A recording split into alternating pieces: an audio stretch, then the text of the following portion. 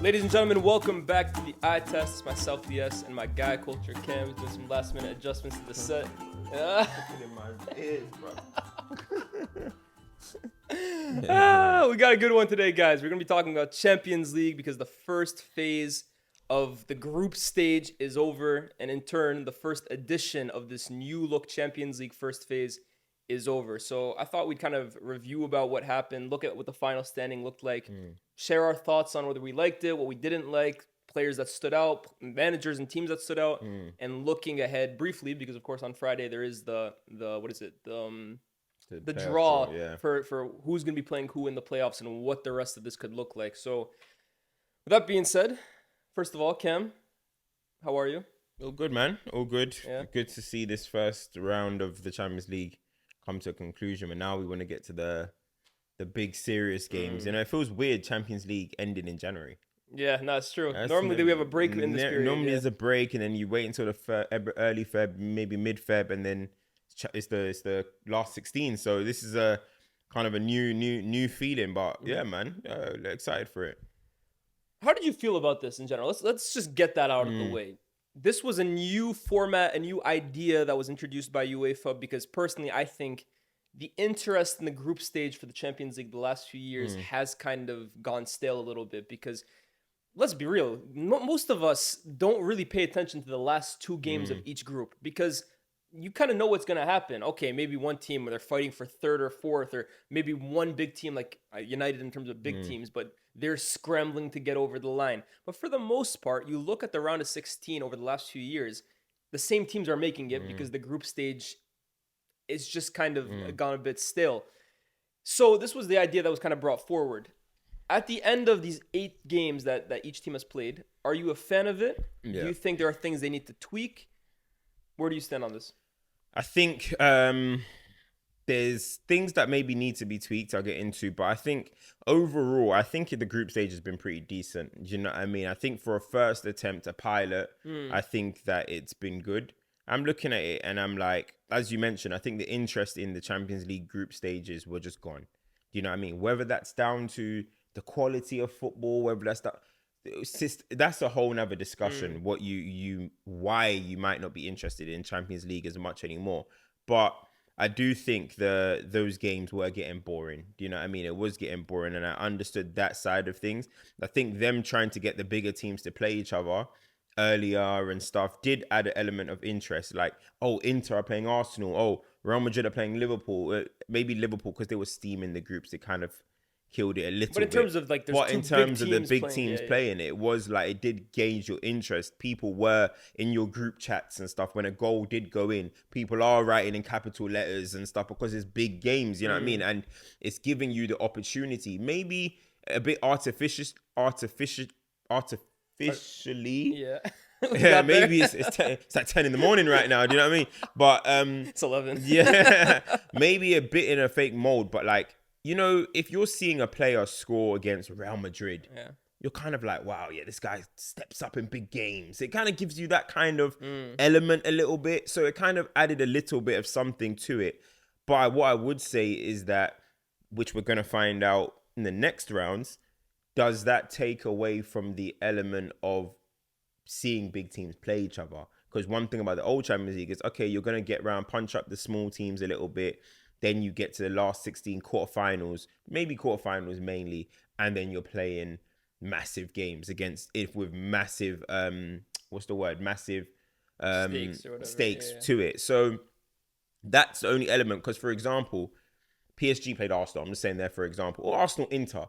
Arsenal-Inter was actually one of the games that I've been saying for the last few years I would love to see. We haven't seen it since. Exactly. I would love to see Arsenal-Inter, like Simeone Inzaghi, and then you've got Arteta, and then you've got two teams that are flying, but maybe are not the best in the world. So let's see them, but we've already seen it. Now, if we see them link up again in the quarterfinals, does it take away a little bit of, Inter versus Arsenal? We've already seen it. So we're only going to find out when it comes. But I think that's the concern. I feel like that was always a concern from a lot of people. Even if you remember when the original Super League was being drafted up, and people had that kind of argument about, well, if we see the big teams play all the time, are they still big games? Yeah.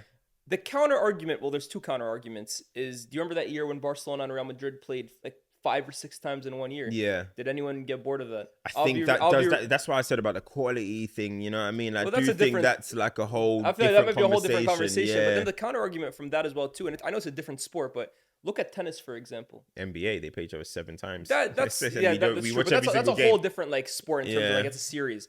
Let's look at tennis, for example. Yeah. Federer and Nadal and Djokovic, they played each other countless times over the years, and every single time people would still tune in because I think at the end of the day, you can talk about the quality, but these are still relative to the rest of the field, it's still 2 of the best teams in the world. And I think at the end of the day, unless it's your team, kind of like, okay, if you're, with all due respect, a Slavia Bratislava fan or whatever, whose team is playing at the same time as Real Madrid versus Manchester City early on, okay, you're going to watch your team. For the most of the rest of the world, everyone's going to want to, they're going to have their eyes on that game. So I do think it was pretty cool that they gave us that this early. Yeah. My one thing with the new Champions League that I didn't really like, and it was a concern for me when this completely got drafted up, as I always said with the Super League, it has its flaws. And a big thing that people didn't like was that it's only the big teams. But I was like, be careful with this new one, right? Because that was too many big teams and not enough like of the rest of the group. This, I feel they added too many teams. So we have 32 teams of the original Champions League. And I thought even that is a bit much, but okay, we're cool with that. To add 4 extra teams and then have so many teams qualify for the round of 16 and the round of 32. I was looking at the table and the amount of teams that didn't even qualify for the round of 32 with 0 points, 1 win and a draw over 8 games. I'm like, with all due respect, I know they're gonna be making money off of this, and that's great. They get the revenue from Champions League, and I'm not saying it should be closed off to the rest of the world, but I do feel like the exclusivity of the Champions League and the allure of it should still be maintained about the best teams in Europe playing each other. And if you're a team from Serbia that qualified like the right way in a 32 team thing, fair enough. But 36, I just feel allows too many teams that, let's be real, like as much as we all want to say, oh, it's open for everybody, if a team goes 8 games and doesn't win a single one and they're not competitive the entire time, they don't belong in the Champions League. The thing is, I've never been somebody that's like against the big teams having a way of going through, because the reality is we do want to see big teams in there. I mean, you look at, for example, you know, why do always people say, oh, Jose's win in the Champions League was amazing, but it was a weak year? Why do they say that? Because Monaco were there, because it's Porto, because Chelsea before with Claudio Ranieri were there and stuff. So Deportivo, they were a good team, but still, like people are looking at it, it was a weak year.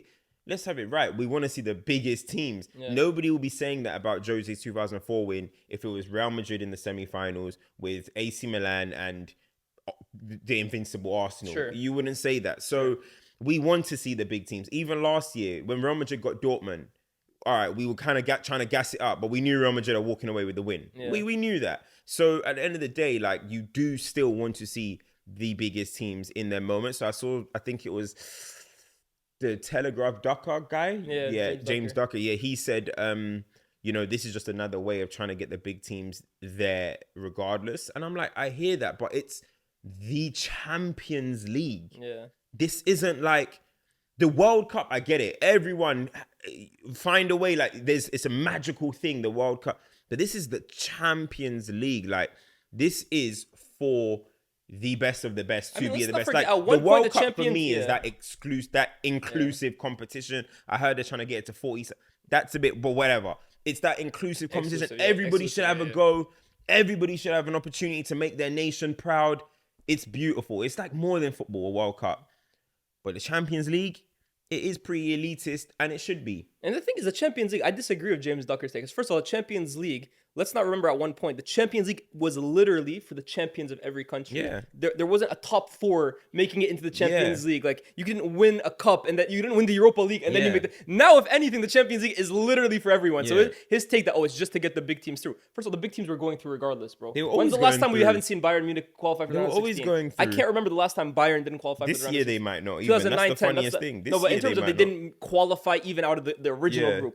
09, no, even 09-10 they did. I can't remember the last time. Real Madrid, same. Barca, but Barca to be fair, the last few years. So that was never the reason here. Let's be real. The reason is they wanted to have more teams, means more matches, means more revenue. That's ultimately the biggest reason for this. But in terms of in terms of the original point that you made about the big games, I don't think that's ever a problem. I think as long as there are big teams and the best players in the world and the best managers facing off, everyone will be watching, everyone will be interested. I think the thing that I didn't like, there's one thing I did like and didn't like. Okay. So the thing that I didn't like is, and I've mentioned it to you before, is maybe the leeway in how much you can fumble and still have an opportunity to go through.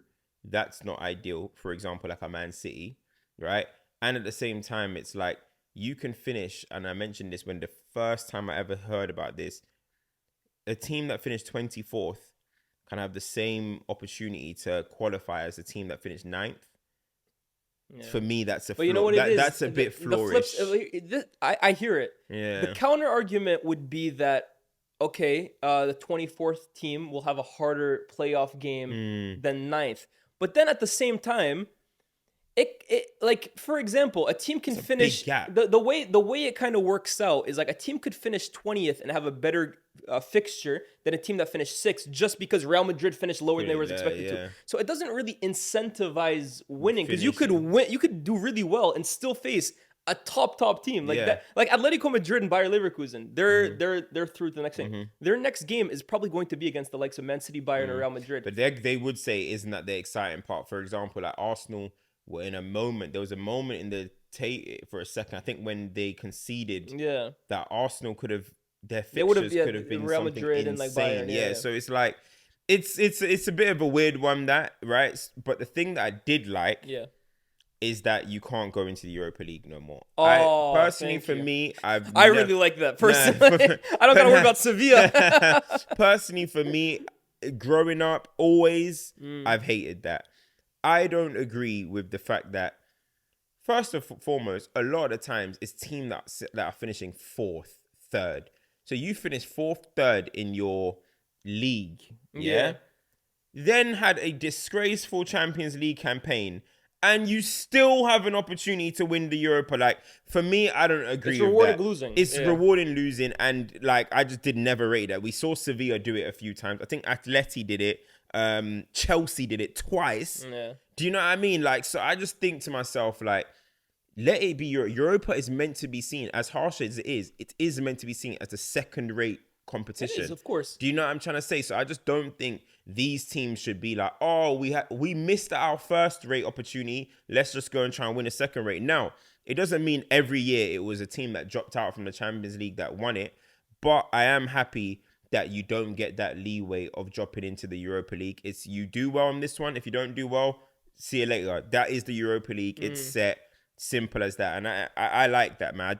Like, even I remember we dropped into the Europa League under Ollie. We dropped into the Europa League under Fergie. Yeah. And we felt a little bit shameless in that competition after a while. I remember when we were getting popped by Athletic Bilbao, and I was like, hold on a second, like, what is going on? But at the same time, you don't even know how to feel. You don't know if you're saying to your club, you lot are so bad, or you're just saying, well, why would these players, like, at this level be motivated to be playing in the Europa? So it's a confusion. Is that the year that we went to the final as well with Ollie? Yeah, with Villarreal, when we dropped down. This is what I mean. We dropped down and we were too strong for the rest. Got to the final. Yeah, we didn't win it, but for me, I've never really liked that. Let Europa be the second rate competition. I agree. I really like the fact that they eliminated that. Yeah, no, 100%. So that's the group phase done. Of course, that sees Liverpool, Barca, Arsenal, Inter, Leverkusen, Atletico, Villa, and Lille all automatically qualify. And then a ton of teams going through into the round of 32. We'll look at the bracket in a little bit as well too, because there's some interesting games potentially to look forward to. Of course, we have the draw on Friday, but let's kind of summarize the first phase in terms of the teams, the players, the coaches. Was there any team in particular that stood out to you this Champions League first phase? Was there a team that you thought more than anyone, you're like, wow? Well, I mean, you've got to say it's Liverpool, innit? Obviously, because they kind of steamrolled it. You know what I mean? They lost their last game, but they sent the kids out there. They would have won 8 out of 8. That's just ridiculous. So you've got to give it to Liverpool for how comfortable they made it. They played Real Madrid as well. They played Inter. Yeah. They played Milan, didn't they? Leverkusen. I mean, so they went through the list. Let's be real. You know what I'm trying to say? Yesterday, at the time of recording, losing to PSV, if they played their first team, that's what I'm saying. They would have gone 8 for 8. 8 for 8. So which is crazy to think about. Yeah. The way this Champions League is formatted, to win 8 games would have been an incredible achievement. That's what I'm saying. So I think you got to give it to Liverpool. But I was looking at the table. And the most, I don't know if this is the same question that you're asking, but the most interesting team to me was Barcelona, because Barcelona scored 28 goals, which is the most in the competition, but they conceded 13, which is, you have to go all the way down to Celtic in 24th to concede more than them. What? Yes, bro. Celtic conceded 14. Other than that, everyone conceded less than Barcelona, who finished second. You know what I mean? Which is insane. That just summarizes Hansi Flick. That's Hansi Flick. His philosophy. You score 4, we score 5. Yeah, and like going through from that. So when I'm saying impressive, now maybe it's not the most impressive, but it's definitely the most interesting and definitely the most unpredictable going into the knockouts. Because, all right, you can have the mold where, all right, you score 4, I score 5. But on any given day, mate, you let them score 3, 4, you might not get that 5. So in this knockout round, it's going to be dangerous. Especially if you go up against an Inter with a Simone Inzaghi, he's very pragmatic. He's like, Inter, by the way, conceded one goal. One goal. But they only scored 11, though. Yeah, but that shows you, this is like old school Calcio, bro. Yeah. So like, 2 ends of the you throw scale Inter there. Versus Barca, oh my, you don't know what you're going to get, man. So no, 100%. We always know the knockout rounds in any competition is very... It's all about game planning and stuff like that. So you put in Inzaghi against that kind of setup, Barca, they might not find a day against Inter where they score 4 goals, they score 3 goals. That's a very interesting one. And another one that I saw is Atleti. Where did they finish? I think they must have finished in the top 8. Top 8, yeah. They conceded 12 goals. Yeah. That's surprising. Not really, though. I'll be real. You think so? New age Simeone, man. But look at him in the league. They still concede the Lyés in La Liga. But they're not as like... I know they're not like you know, at one point they were the 04 Pistons at one point, but this was like lockdown defense. Yeah, but they're not that era. But 12. But you know, Atleti and PSG as well too had the hardest fixtures in this Champions League in terms of even before a ball was kicked. Okay. Their fixture list was the most difficult. PSG, for example, they ended up qualifying through round of 32, but they had to play Bayern, they had to play Arsenal, they had to play Atletico, they had to play Manchester City. Like those are 4. That's a route to the final, basically. And Atletico as well too had some really difficult fixtures. I agree with both of them. Obviously, like what Liverpool did was crazy. I think Villa deserved massive credit because for them to finish in the automatic qualifiers is such like this Unai Emery fairy tale just continues going on, and so many nice stories. Like Morgan Rogers scoring a hat trick in the Champions League a year ago. He had 2 goals in the championship by this point.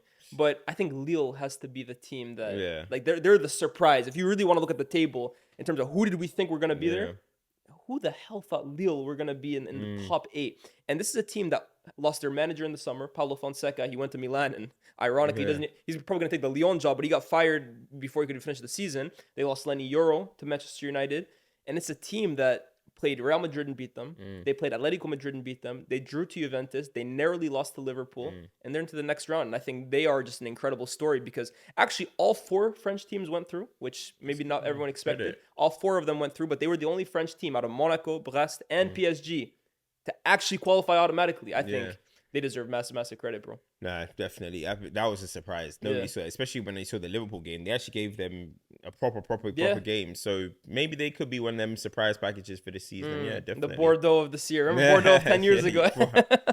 Now Bordeaux, look what's happened to them. Yeah, not for real. What about... Well, let me give you mine actually, because in terms of the players, obviously I always say the Champions League is the League of Stars. Like this is really where we look at the bona fide match winners. I have to be honest with you. I think one player has lit up this competition so far. We mentioned him the other day. And I'm going to say it now. We're going to have very, very honest conversations about Rafinha soon. This is the player of the Champions League so far. Joint top goal scorer with 8. Only behind his teammate Robert Lewandowski with 9. And Guirassy. And he's has the most assists in the competition as well too with 5. Now, of course, he's playing for the super attack in Barca. As you said, most goals in the competition. And these guys just look like they can score 3 a game. And in my opinion, he's part of the best front 3 in the world at the moment with Lewandowski and Yamal. But I don't think that should take away from what he's doing. That like just because he plays in a very attacking team doesn't mean you take away his contributions because he's part of that very attacking team. The numbers don't lie. The performances as well don't lie. The leadership that he's kind of taken on himself. Most of the time he's wearing the armband these days. Barcelona are flying in all their competitions. And I'll be real, man. Like I said last time, if the Ballon d'Or was voted on today, he'd be sitting on the podium. Now, of course, people will say they're Mohamed Salah's, who has been unreal. They'll say, I mean, Yamal has an amazing season. Bellingham, Mbappe. There's so many, right?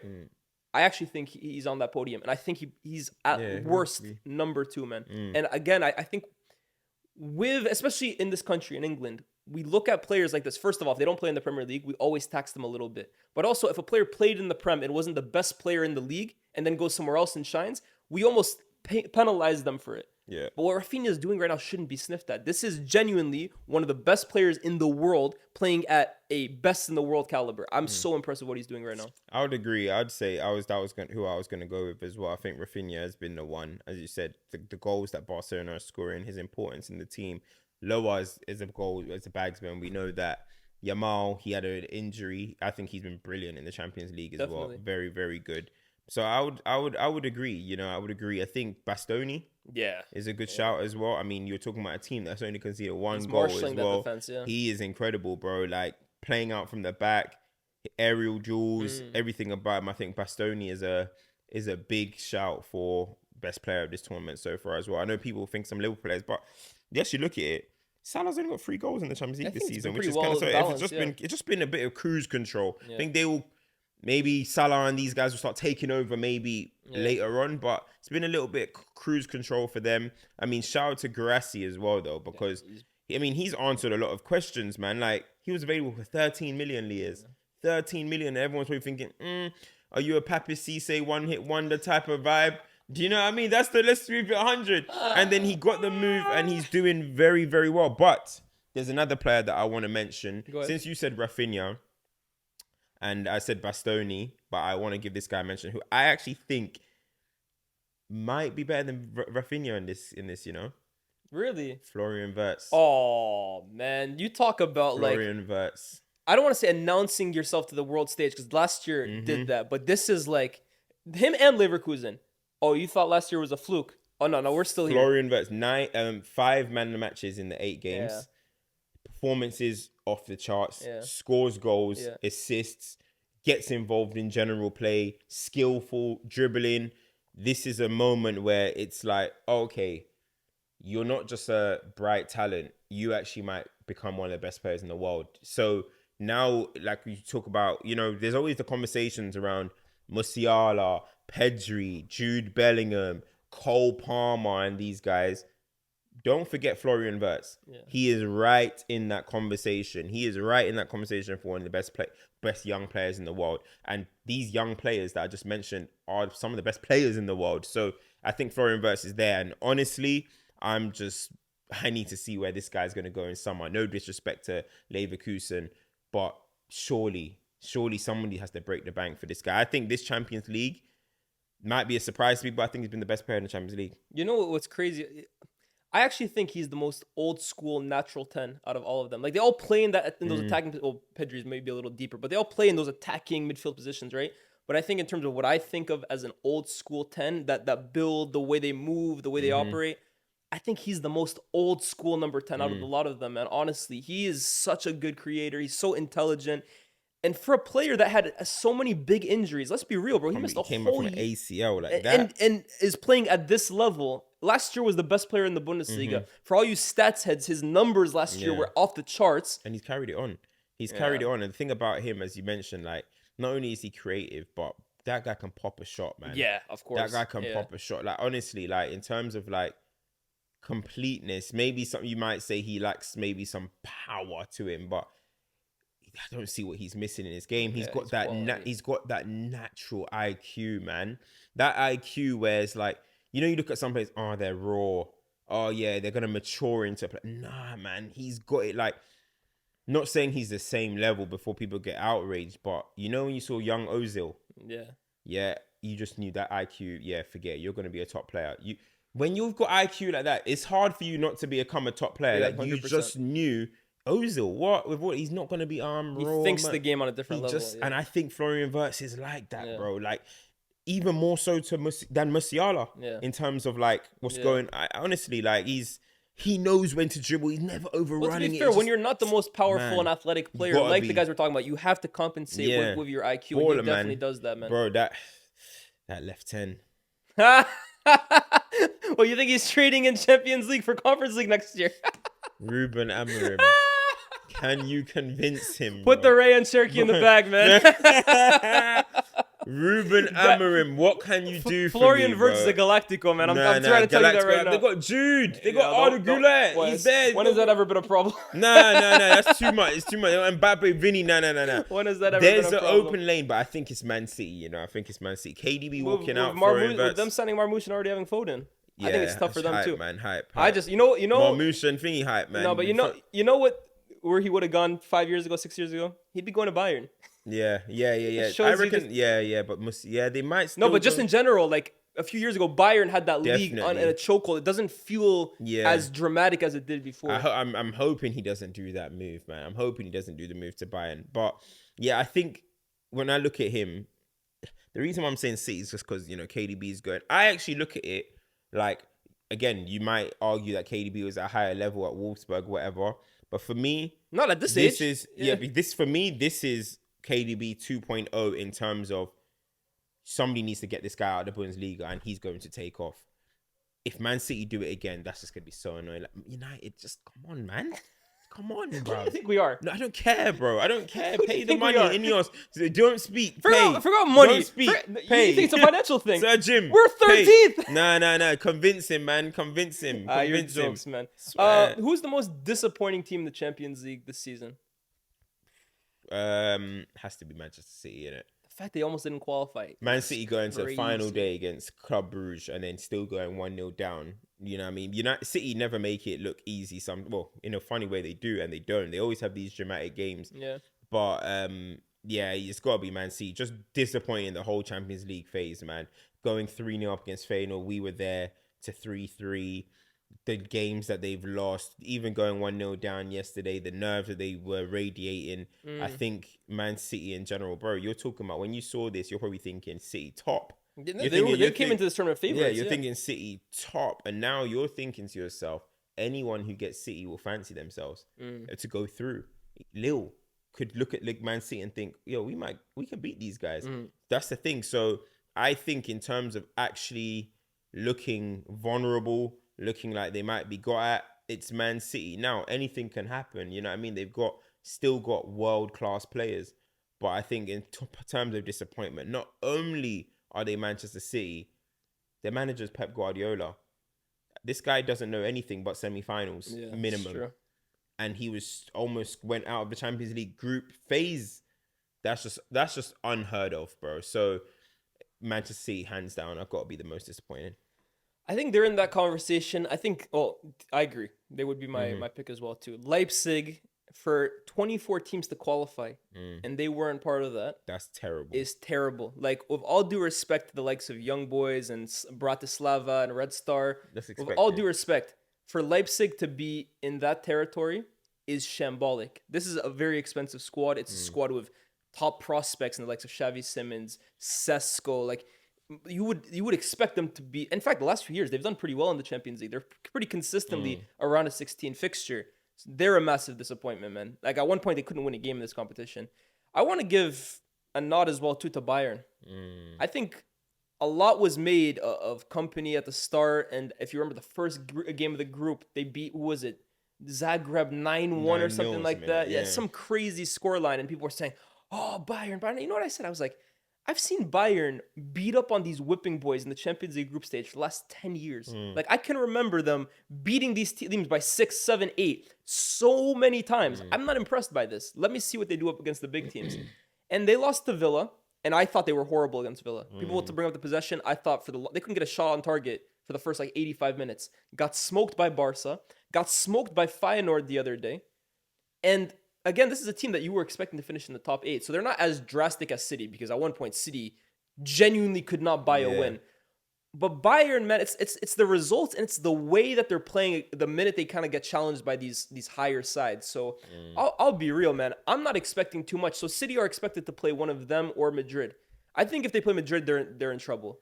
I genuinely think even in as bad of shape as City are in, I think they're gonna beat Bayern Munich if they face them. I'm not impressed by them whatsoever. Yeah, that's fair. I want to give a shout out to Celtic for going through, though. Yeah. By the way, I know not disappointment, Yeah. but shout out to Celtic. I mean, if we're talking about all the teams in the competition, I know you mentioned Belgrade, Road Star Belgrade and stuff, so maybe not them, but their Scottish division is probably the worst league of all of them. Do you know what I mean? So to come out and be in the next round, well, potentially in the next rounds, credit, man. And then I think I would have expected them to be one of them teams bouncing out early. Do you know what I mean? So shout out to them. You know, the weirdest team in this Champions League though was Dortmund. Because how are they doing so bad in the league? And yet they were like a result away from being in the top 8.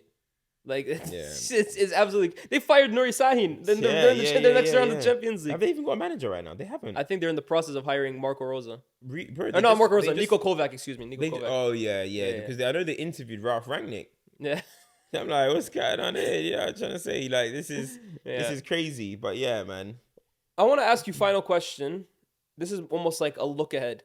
Who's the team, without being obvious, like, oh, Madrid, what? Because we all know Madrid, they age like wine in these competitions. They get better as the year goes on. But without naming, like, maybe too obvious, who's a team that you looked at in this Champions League and said, going forward, keep an eye out for them. Watch out. They might have something cooking.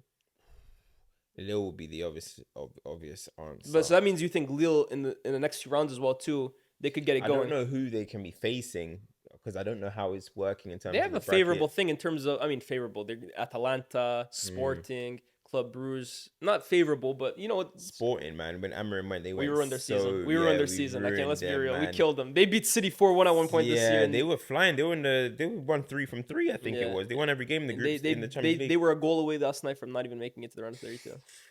Jeez. We ruined their lives, man. That's a good question. I got one for you if you want to think about it. You go first. PSG. I was going to say them, but I'll get into my reasoning, but you go. I don't want to get too carried away with PSG because we've been here before. Yeah. We've been here before. We've been burned so many times. And let me make this clear. I don't think PSG are going to win the Champions League. I don't think so. But Vitinha a few weeks ago came out with this quote saying, I think this team is better than the last 2 years, which was Mbappe, Neymar, Messi, and then last year with Mbappe. He says, I think this is the best team we've had in the last 3 years. And it actually got a lot of flack for saying that. But they followed that kind of quote up with beating Manchester City, and not even just beating them, but the manner in which they beat them was, for me, highly impressive. And then last night's performance, needing a win, going away to Stuttgart and putting in that kind of performance, plus the fact they're still unbeaten in Ligue 1. They're the only team since Juve lost to Napoli to still be unbeaten in the top 5 leagues. I agree with Vitinha. I don't think they have the star quality ultimately to, in the key moments of the Champions League, get over the line, because look, being a team is important, but we see the Champions League. The best players typically win it for a reason. And I do think they're maybe a player or two short. But I look at this squad the way they're playing right now, man, and I'm very, very impressed. I think they're so balanced all across the pitch. I think their midfield with Vitinha and João Neves has been one of the best things to see in the Champions League this year. I think the signing of Kvaratskhelia is a real X factor to look out for in the round of 16. He wasn't available because he wasn't registered, but going forward, that's a huge piece to add. And Ousmane Dembele, again, for me, if you want to talk about PSG, we've been burned. We need to wait. Dembele is the ultimate player for that. Yeah. But it does feel like it's starting to click for him. I was going to say, so like even with that, so credit to Enrique, first of all, because he's got him playing in the false 9. Yeah. So he's actually playing quite free. He's playing quite free and getting the ball in areas where maybe he wouldn't have been getting the ball when he's on the wing, right? Obviously, Kvara's coming in. So maybe this is going to be another way of getting all of them in the team as well. So credit to him for finding a role for him, because he's keeping Gonzalo Ramos on the bench. They let Colomwani leave. So they've got trust in Dembele right now, right? But the one thing, and you just mentioned maybe it's finally clicking. One thing is like, firstly, it's good to see that hopefully, touch wood, he's overcome his injuries, right? Yeah, for sure. 16 goals in 25 games this season. This is the most goals he scored in his career in a season. 25 games in. He's going for 20 plus this season. So in terms of maturity, you hope now that he's injury free, he's 27 years old. It's crazy to say. You're hoping now he's at that maturity level. And I want to give 2 perfect examples of players who went through this. Robin van Persie, Iron Robin. Yo, that's great Them examples. two players were crocs in their early careers. They were talents. You saw their talent. And then it was like 5-6 years where you're like, where's Van Persie? Where's Robin? You barely saw them. They got on the pitch, 10 games, you don't see them. They put some decent stats and you're like, where are they? Then 27 came, 28. They're football legends now. Yes, and you don't really even think about them as of them periods where they were ghosted. That could be Ousmane Dembele, 27 years old. I remember Thierry Henry said an attacker's prime is 27 plus. Ousmane Dembele is 27, highest goal scoring season of his career, playing in a different position, mentally matured. Now one of the better players because Mbappe and these guys are gone. This could be his moment of becoming a Robin, becoming a Van Persie, and nobody sit there and say to me, "Don't compare them." You trying to tell me Dembele is not an unbelievable talent too? He was coming up.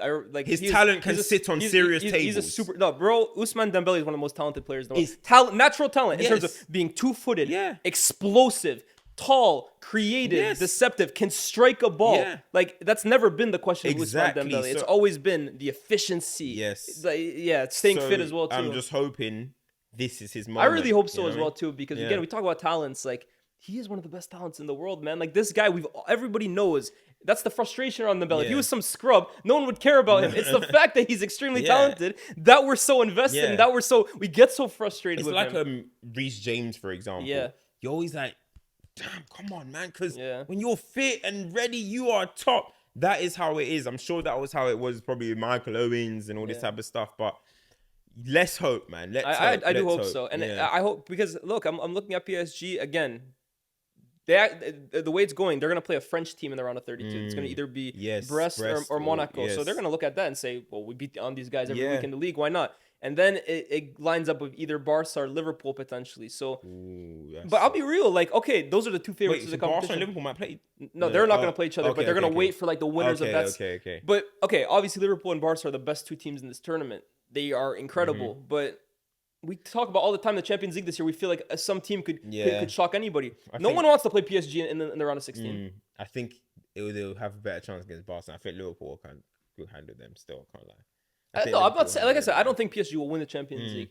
But no team wants to play these guys. No. I'll be real. The way they're clicking right now, the way it's all kind of coming together at the right point in the season. You know what I like about PSG team. At the moment, right? And I know it's funny enough, they're probably going to be thinking, wait, how can you be saying this about PSG, but you just said Man City, when PSG and Man City at one stage are basically in the same position. Nobody's saying PSG have had a great Champions League group stage or anything like that. But one thing I like about PSG, this one, and maybe I'm speaking on narratives, I might be, but they do look more like they just trust each other. They look more selfless. I'm seeing Barcola through on goal and thinking, nah, do you know what? I'm going to square it to Mbappe, to Dembele and stuff. Do you know what I mean? Bro, I was seeing Mbappe shooting from acute angles when Neymar was in the box. Like this, bro. The amount of times the cut scene would go to Neymar being like, or Mbappe going like this. Literally. Bro, 10 times a season. Bro, and then Messi would just be hovering in the back because he gave the chip pass to them. Like, can you guys squash your beef, please? Like, honestly, so like, they look a bit more Kvaratskhelia and Barcola, they're going to be something that sparks there. They're going to be fighting for minutes now, man. Yeah, it's true. Apparently, there was a report that came out from L'Équipe. How do you say it? L'Équipe. Yeah. And it said that Barcola was like confused at the signing. He's probably looking at it like, yo. Yeah. My position. It's true. But can Barcola play on the right hand side, maybe? I haven't seen it. I mean, I've typically known him as a left-sided player, but let's be real, man. The best teams, they buy the best players. And I think a guy like Kvaratskhelia, more teams should have been after him. So that's an interesting team for me to look out for. Anyone for you in terms of to watch? You can say Madrid. Let's be real. They're going to be the team. We know they age well. It's true. I don't want to put the winners and the team that won it the most as the team to watch, but I do think they're just looking at this Champions League like, oh, you guys think Liverpool are favourites. Oh, you guys think Barcelona are favourites. Us. I do think I saw the breakdown in their goals and stuff. I think Mbappe 22 goals and I can't remember how many assists. Vinny 17 goals, 9 assists. Jude 10 goals, 10 assists. And Rodrigo 13 goals, 7 assists or something like that. They're calling them the Fantastic Four. You know what I mean? They're trying to get They're that. trying They're to trying gas to it up. gas it up. You know what I mean? But listen, in the knockout rounds, let's have it right. Let's just have it right. Knockout rounds, the last team you want to see is Real Madrid. Absolutely. I don't care where they are, bro. Absolutely. The last team, when that draw comes and you see Real Madrid, you're shaking, bro. You're like, oh, flipping out. Because what do we say every year? Heritage, heritage, heritage. This is the time where now Real Madrid are going to lock in and be like, okay, we've got something to do. This is the time where Mbappe is going to be there. Like, I didn't get signed for 22 goals, 10 assists. I got signed because, yo, I need to be like Raul. I need to be like Cristiano. I need to win Champions Leagues. So there's going to be a more, whether he embraces it or not, but this is where the big players rise. Look at Jude Bellingham. I know he didn't have the greatest knockout rounds last year, but he thinks he lives for these moments, doesn't he? Do you know what I mean? And they're all going to stand up. Vinny, the Champions League player of the year, in my opinion, like, as they said on CBS, the best player in the Champions League over the last 3 years has been Vinny. Bro, you don't want to see Vinny in the knockout rounds, bro. Yeah. What? You don't want to see him, bro. So Real Mbappe Madrid are comes with definitely his own up resume there. as well, too. Of course. And Rodrigo at the moment is doing what we said he's gonna do. What did we say? Me and you think last year on this show, I think we said that he's going to be that player that his explosion is coming soon. Yeah. And this season, coming, listen, I'm telling you, the more he scores and the more he's not playing in his position and the more he scores, he's going to be like, But to be fair, I think he loves to Real be Madrid, fair, I was I'll be about to real. say, he has dispelled that at every opportunity yeah. he's been given. He's like, I don't want to leave, guys. Stop trying to say I want to leave. I don't want to leave, I'm bro. speaking into existence. Yeah, man. I mean, he keeps telling us, I don't want to leave. So maybe we're narrative based. We like to see where we're trying to force him somewhere. But really and truly, I'm actually happy that he's still there. Do you want to actually go and see Rodrigo at Man City or something? Not because we're rivals, but does that really what you want to? No, not Man City, Really? but you know Who what? would it be then? Bayern?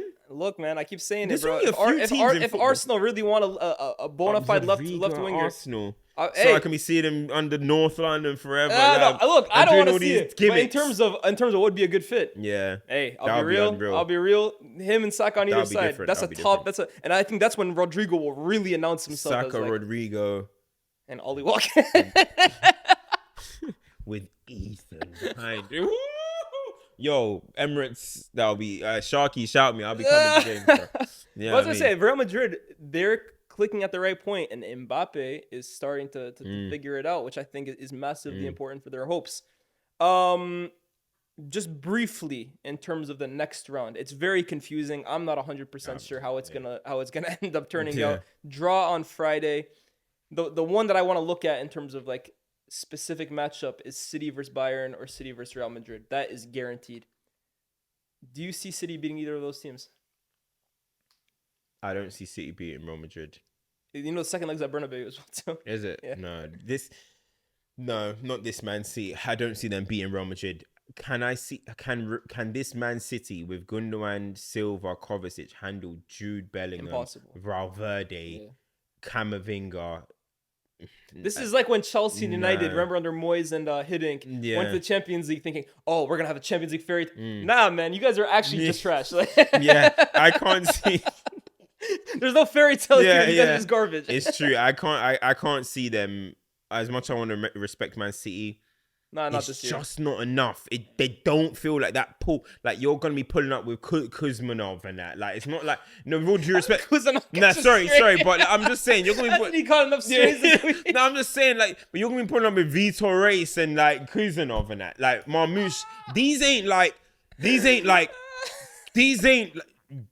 This ain't like Stones. This ain't like, you know what I mean? KDB in their prime. This is Kuzmanov and that. Do you know what I'm trying to say? I'm not even trying to disrespect them. But it's not it's not sending shivers down my spine anymore. Kuzan. You know what I mean? Like, you know, before, like, you're sending shivers down your spine. Like, you're thinking Vinny v. Peak Walker. Like, that's not hitting no more, bro. It's Ake and Akanji. It's not, I don't know, man. It's not like... Akanji didn't hit, bro. I'll be real. That's what I'm saying. It's not the same. Like, them man's not hitting. That's what I'm saying. It's not like them at their best what's concerning no more. for City as well, too, right?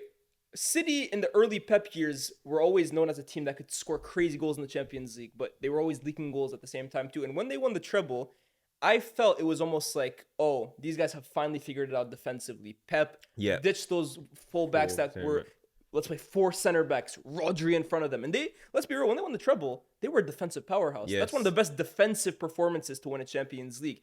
And it also felt like they took defending seriously. Like they really took pride in it. I'm watching them these days, bro, and the chances that they're conceding, it's not even the amount of chances, it's the ease in which they're conceding these chances. I'm like, I don't feel like these guys love defending anymore, man. I'm seeing Gvardiol, who's scoring crazy goals and stuff. This guy gets touched by every single winger in Europe. Akanji looks like a corpse. Like, you keep talking about Kuzanov and Reis, they're the future. But the ones that they currently have been an absolute disgrace defensively this year. I know Kyle Walker has left, but let's not forget his performances, bro. Like, it's just, where has this gone? Where's the ironclad, like, mentality monsters of a few years ago? You look at Akanji and Ake, they're injury prone.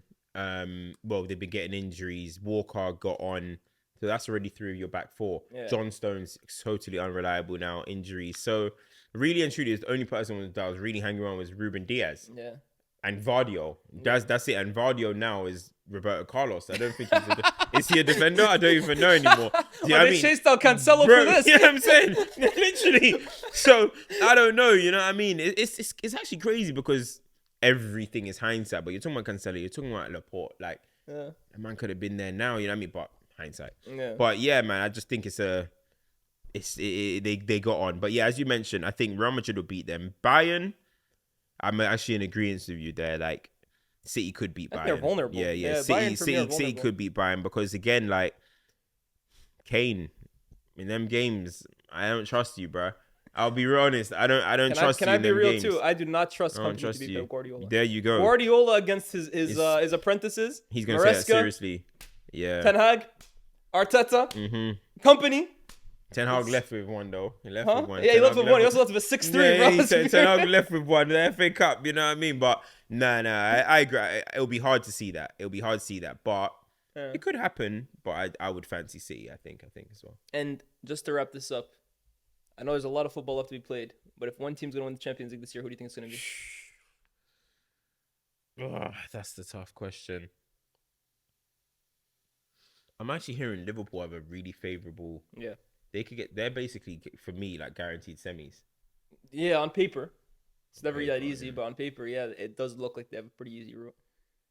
But do I think Liverpool, this side, are going to do a Prem and Champions League double? I just don't know. I feel like it's easy to say Liverpool, but I need that playoff Salah to kick in. I need that playoff Salah to kick in.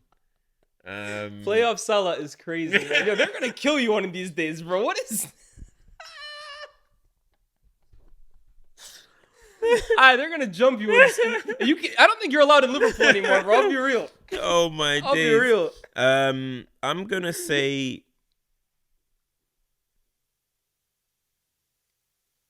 Win the Champions League. This is a prediction, man. You don't have to have too much thought about it. Who did I start with? I said Barcelona to start with, innit? What's your feeling? I don't really have a feeling, mate. You don't have a feeling? I don't have a feeling right now for any of them. This is going to snow later. I don't have a feeling for any of them. You know what? I'm going to go for a surprise factor of Inter Milan. I was going to say the same damn thing, bro. Yeah, if you concede 1 goal, you might stubborn your way through, you know? Yeah, that was going to be my pick. But 11 goals isn't enough. Well, you don't need 1 goal to win a game, bro. I know. Barcelona are such on the other end. You know what? I'm going to go with Barca for fun. I was going to say all roads lead back to Madrid, man. Yeah, bro, I'm trying to stay away from saying Real Madrid and Liverpool. You're saying Liverpool, they have enough. Yeah, Barca, I'm trying to stay away from saying Real Madrid and Liverpool, honestly, because Liverpool are the favourites because they're top, and Real Madrid are Real Madrid. So I'm trying to actually stay away. So this is me giving me kind of like a hipster take. I'm going to go for either Barcelona or Inter. Because you know what? I feel a legendary night coming for Lamine Yamal, you know. I feel this Champions League's not over yet. I feel like we're going to get a legendary night where we're just like, this is the best teenager we've ever seen. Oh, we're not there yet. Not yet. So I'm waiting for it. So I'm going to go Barca Inter, 4 vibes. Those are the ones that I'm supporting. I think Inter has a serious chance, but we'll see how it goes, man. As always, guys, shout out to BR for powering this podcast. Check them out on X, Instagram, TikTok, YouTube Shorts. They're posting our clips on all of that.